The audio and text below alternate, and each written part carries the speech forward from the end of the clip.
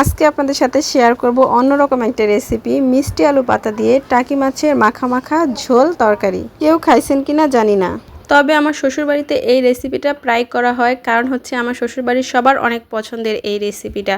So hello everyone, আসসালামু আলাইকুম। আশা করি সবাই ভালো আছেন। আলহামদুলিল্লাহ, আপনাদের দোয়া এবং আল্লাহর রহমতে আমিও অনেকটা ভালো আছি। যে বা যারা যেখান থেকে বসে আমার এই ভিডিওটা দেখছেন তাদেরকে জানাই অসংখ্য অসংখ্য ধন্যবাদ, আর যারা সবসময় ভালোবেসে আমার ভিডিওটা দেখেন তাদেরকেও জানাই অসংখ্য অসংখ্য ধন্যবাদ। যদি একটু হলেও আপনাদের কাছে ভালো লেগে থাকে অবশ্যই লাইক, কমেন্ট, শেয়ার এবং সাবস্ক্রাইব করে আমার পাশেই থাকবেন। তো যাই হোক, রান্নার জন্য চলে আসলাম আলু পাতা নিতে, যেহেতু আলু পাতা দিয়ে তরকারিটা রান্না করব। তো আলু পাতা কিন্তু আমাদের বাড়িতেই প্রচুর পরিমাণে আলহামদুলিল্লাহ 2-1টা গাছ লাগানো হয়েছিল, আমার শাশুড়ি লাগাইছিল। তো সেখান থেকে আলহামদুলিল্লাহ অনেকটা জায়গা জুড়ে এই আলু পাতা হয়েছে, আর এত সুন্দর হয়েছে এবার আলু পাতাগুলা। অনেক সময় আমাদের বাসায় তো প্রায় সময় আলু পাতা বোনা হয়, তখন হচ্ছে আলু পাতাগুলো এতটা বড় হয় না, একটু ছোট সাইজ থাকে। কিন্তু এইবার পাতাগুলো প্রচুর পরিমাণে বড় হয়েছে, আর পোকামাকড়ও এতদিন ছিল না। ইদানিং হচ্ছে কয়েকটা পাতায় দেখা যেতেছে পোকা ধরে যেতেছে, কিন্তু আগে একদমই আরও ফ্রেশ ছিল। যখন আমরা আরও খাইছি আগে, তখন ওই পাতাগুলো একদমই ফ্রেশ ছিল। ইদানিং দেখা যাইতেছে 2-1টা পাতা একটু একটু পোকা হয়ে গেছে। আর ওই দিক দিয়ে আমার ভাগ্নে আম খাওয়ার জন্য অস্থির, সে হচ্ছে গাছ থেকে আম পাড়ছে, লবণ মরিচ দিয়ে খাবে এর জন্য। আর যাই হোক, আমি আলু পাতা নেওয়ার জন্য চলে আসলাম এইখানে। তো দেখেন মাশাল্লাহ অনেকখানি এরিয়া জুড়ে কিন্তু আমাদের আলু পাতা হয়েছে। আর গ্রাম দেশে তো ভাই গাছগাছালির অভাব নাই এখানে।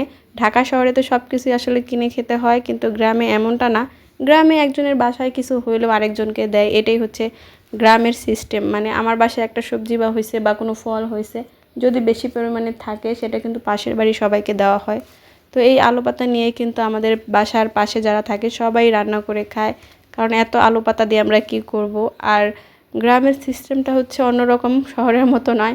শহরে তো এক ফ্ল্যাটের খবর অবশ্যই আরেক ফ্ল্যাটে কেউ জানে না কি হয় না হয়, কিন্তু গ্রামে যদি কারো ঘরে তরকারি না থাকে, কোনো সবজি না থাকে, অবশ্যই যদি সেটা কেউ জানতে পারে আর তার যদি ক্ষেত থাকে বা কোনো সবজি থাকে, সেগুলো দিয়ে তাকে হেল্প করে। এবার অনেকে বলতে পারেন যে আমি এত শহরের খবর কিভাবে জানলাম। আসলে আমার বাবার বাড়ি হচ্ছে শহরে আর আমার শ্বশুর বাড়ি গ্রামে, তার জন্য আমি যতটুকু জানি ততটুকু আপনাদের সাথে শেয়ার করলাম। বিশেষ করে এই আলু পাতার তরকারিটা আমার শ্বশুরের এত পছন্দের, কি বলবো। যে কোনো মাছ দিয়ে আমার শ্বশুর খেতে চায়, তার অনেক ভালো লাগে। আর আমিও আগে এরকম খাইনি। আমাদের বাসায় হয়তো যেটা গুঁড়া মাছ আছে, ছোট মাছ, সেগুলো দিয়ে মা দেখতাম চচ্চড়ি করছে। কিন্তু এখানে এসে দেখি যে আমার শ্বশুরের টাকি মাছ দিয়ে এই তরকারিটা খুবই পছন্দ। আর যে মাছটা একটু নরম হয়ে যায় সেই মাছ দিয়ে রান্না করলেও কিন্তু খুবই ভালো লাগে। যাই হোক, এদিক দিয়ে আমি আলু পাতা তুলতে তুলতে আমার শাশুড়ি এসে পড়ছে। আমি এক হাতে মোবাইল দিয়ে ভিডিও করতেছিলাম আর শাক তুলতেছিলাম। এর জন্য আমার শাশুড়ি মা এসে বলতেছে, তুমি মোবাইল ধরে রাখো, আমি তোমার শাক উঠাই দিতেছি। আর আমাদের শ্বশুরবাড়ির মতো কারা কারা এই মিষ্টি আলু পাতা খেতে পছন্দ করেন অবশ্যই কিন্তু কমেন্ট করে জানাবেন। আপনারা অন্য কোনো তরকারি রান্না করে খান কিনা অন্য কোনোভাবে। আসলে সব রান্নাই কিন্তু সবাই জানে এমন না, অনেক রান্না আছে যেগুলো আমরা জানি না, আবার অনেক রান্না আছে যেগুলো আপনারা জানেন না। নতুন নতুন অনেক রেসিপি দেখি ফোনে, তো তখন দেখে ট্রাইও করি। আসলে একরকম রান্না সবসময় ভালো লাগে না খেতে, অন্যরকমভাবে খেলেও কিন্তু একটু অন্যরকম মজা লাগে। আমি কিন্তু মিষ্টি আলু খেতেও খুব পছন্দ করি, সিদ্ধ করে শুধু। অনেকে দেখি মিষ্টি আলু তরকারিতেও রান্না করে খায়, ওইভাবে কখনো খাওয়া হয় নাই বা খাইনি। আমার বাবার বাড়িতে বা শ্বশুর বাড়িতে কেউ খায় না, এই কারণে খাওয়া হয় নাই। কিন্তু আমার অনেক পছন্দ, মিষ্টি আলু সিদ্ধ করে খেতে খুবই ভালো লাগে। আর পাশে হচ্ছে এটা আমাদের একটা ছোট্ট লেবু গাছ। তো আলহামদুলিল্লাহ এটা অনেক বড় ছিল, সেটা কেটে ফেলা হয়েছে। নিচে যে গোড়াটা ছিল সেখান থেকে আবারও হয়েছে। তো 2-4টা লেবু আসছে। আলহামদুলিল্লাহ আলহামদুলিল্লাহ। নিজেদের গাছের সবজি হোক, শাক হোক, ফল হোক, সব কিছুরই কিন্তু একটা অন্যরকম আনন্দ। দেখেন আলু পাতা কোন পর্যন্ত আসছে, আমাদের চোলাপাড় পর্যন্ত বিস্তৃত হয়ে গেছে আলু পাতা একদম। এখন শুধু ছিঁড়বো আর চুলায় দিয়ে রান্না করে খাবো, কি একটা অবস্থা। চুলাপাড়ে এসে পড়ছে আলু পাতা। আর পাতাগুলো বিশ্বাস করবেন না, এত ভালো লাগছে আমার কাছে, এত বড় বড়, এত ফ্রেশ, সুন্দর, কোনো পোকামাকড় হয় নাই। তো এখন হচ্ছে শাকগুলা পুরোপুরি তোলা শেষ, আমি চলে যাব নিয়ে। তো আগে ছোটোবেলায় হয়তো কি, যখন আমরা বাইরে বের হইতাম, স্কুলে যাইতাম, তখন যদি জোড়া শালিক দেখতাম বলতাম কি আজকে মনে হয় ভাগ্যটা অনেক ভালো। আর যখন এক শালিক দেখতাম তো তখন বলতাম ভাগ্যটা মনে হয় খারাপ। এই একটা শালিক দেখে সেই ছোট্টবেলার কথা মনে পড়ে গেল। কেউ যদি এগুলো বলে থাকেন অবশ্যই জানাবেন, আমাদের মতো আপনারাও কি ছোটোবেলায় এক শালিক বা 2 শালিক দেখলে এই সমস্ত কথা বলতেন কি না। তো এদিক দিয়ে কিন্তু আমার শাশুড়ি মা, আমার যা আর আমি কিন্তু শাকগুলো প্রায় বেছে নিয়েছি। আলু পাতাগুলো হাত দিয়ে ছিঁড়ে নিয়েছি, অনেকে বটি দিয়ে কেটে খায়। আমার কাছে মনে হয় শাক যে কোনো শাকই হোক না কেন, বটির থেকে হাত দিয়ে ছিঁড়ে রান্না করলে সেটার মজাটাই আলাদা।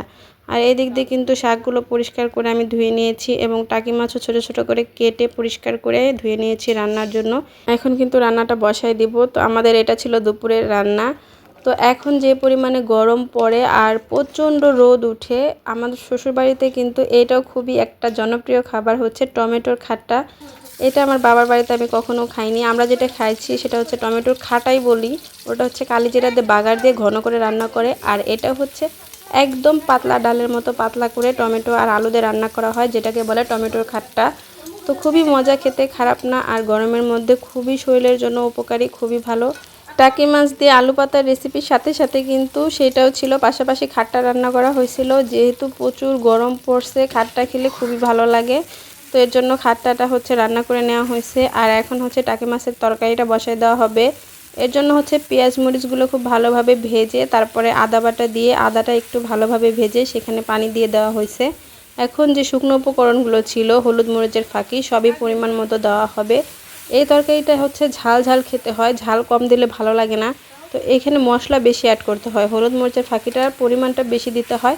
ঝাল ঝাল হলে যে কোনো পাতার তরকারি, যেমন আপনার মিষ্টি কুমড়া পাতা, লাউ শাক পাতা, এগুলো দিয়ে যদি কোনো তরকারি রান্না হয় তাহলে সেটা যদি ঝাল ঝাল হয় তাহলে খেতে খুবই ভালো লাগে। এটা আমাদের বাড়ির সবাই এইভাবে ঝাল ঝাল করে খেতে পছন্দ করে। সেটা যদি চচ্চড়ি হয় মাখা মাখা, আর ঝোল হলে সেটার বিষয়টা আলাদা, কিন্তু মাখা মাখা চচ্চড়ি হলে হচ্ছে ঝাল হলে খেতে বেশি ভালো লাগে।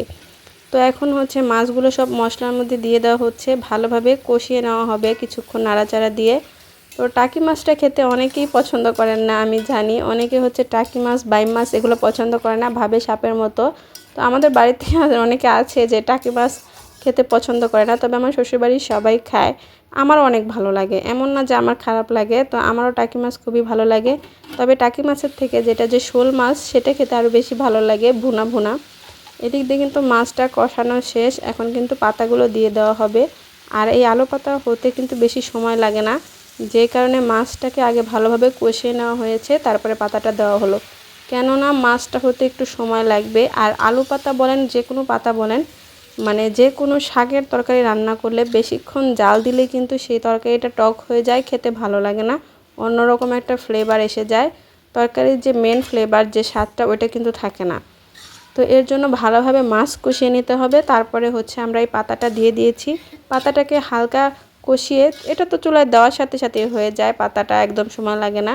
তারপরে একটু পানি অ্যাড করা হবে। আর এইখানে হচ্ছে পাতাটা ধুয়ে আনছিলাম যেভাবেই, কোনো পানিও দেওয়া লাগে নাই, মানে অটোমেটিক পানি উঠে গেছিলো। সেখানে হচ্ছে হালকা পরিমাণ একটু পানি দিয়ে দিয়েছিলাম, কারণ আমরা হচ্ছে সুরা খাবো না, আমরা হচ্ছে তরকারিটা মাখা মাখা খাবো, আলু পাতা দিয়ে টাকি মাছের চচ্চড়ি। তো এই কারণে হচ্ছে আমরা বেশি পরিমাণে পানি দিইনি, কারণ পানিটা টানতে অনেক সময় লাগবে, আর আমরা যেভাবে খেতে চাইছি ওইটা হবে না। তো খুব অল্প পরিমাণে হচ্ছে পানিটা দেওয়া হয়েছে, আর কিছুটা পানি উঠেছিল। তো এখন কিন্তু প্রায় তরকারিটা শেষের দিকে হয়ে আসছে। তো মাশাআল্লাহ, কালারটা খুবই সুন্দর হয়েছে, আমার কাছে তো খুবই ভালো লাগতেছে। আপনাদের কাছে কেমন লাগছে অবশ্যই জানাবেন। আর এই পর্যন্ত যারা ধৈর্য সহকারে আমার ভিডিওটি দেখলেন তাদেরকে জানাই অসংখ্য ধন্যবাদ। আর যদি ভিডিওটি একটু হলেও আপনাদের ভালো লেগে থাকে, আবারও মনে করিয়ে দিচ্ছি, লাইক, কমেন্ট, শেয়ার এবং সাবস্ক্রাইব করে আমার পাশেই থাকবেন। আজকে এই পর্যন্তই, খোদা হাফেজ।